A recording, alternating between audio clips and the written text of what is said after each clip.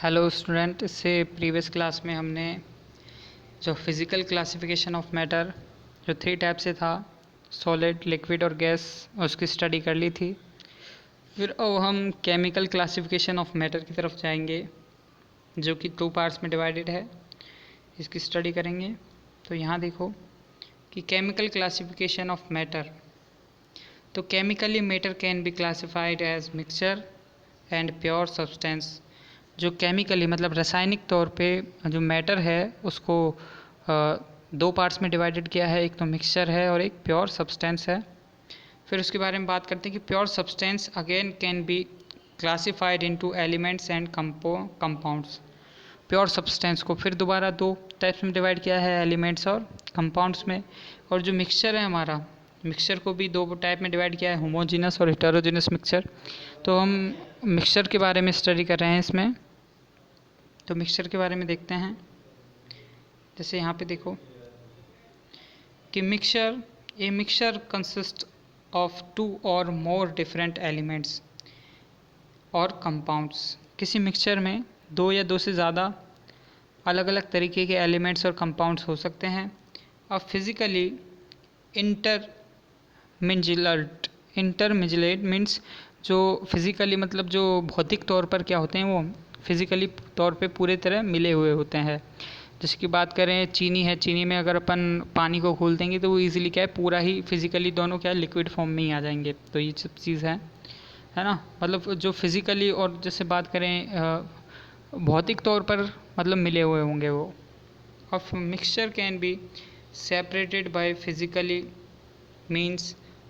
और जो मिक्सचर है उसको क्या है, सेपरेट कर सकते हैं फिज़िकली कई मिक्सचर्स को। Often retains many of the properties of its components.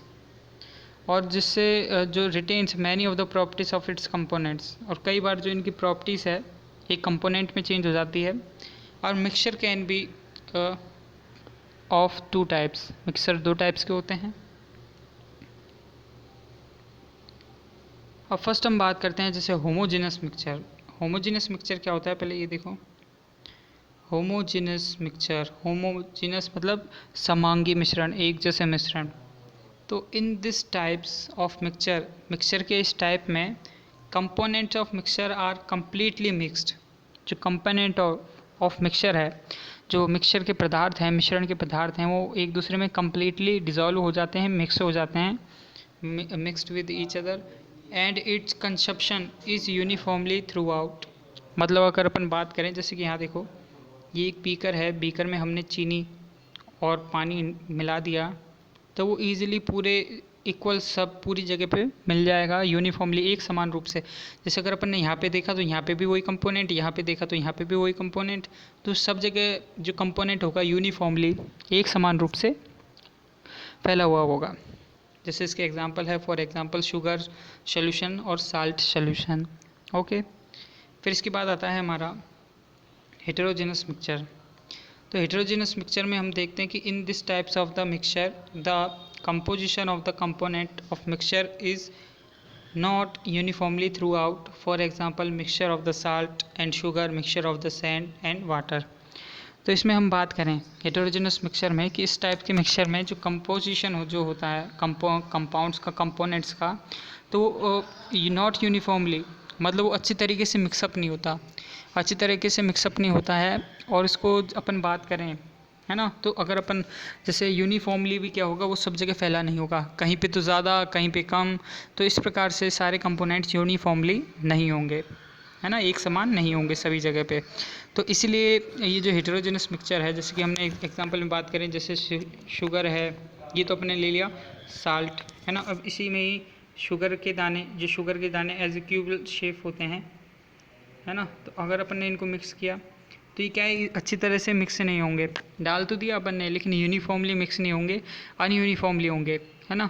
तो फिर जैसे अपन को ईजिली क्या करेंगे, अपन इनको ईजिली अलग कर सकते हैं, है ना।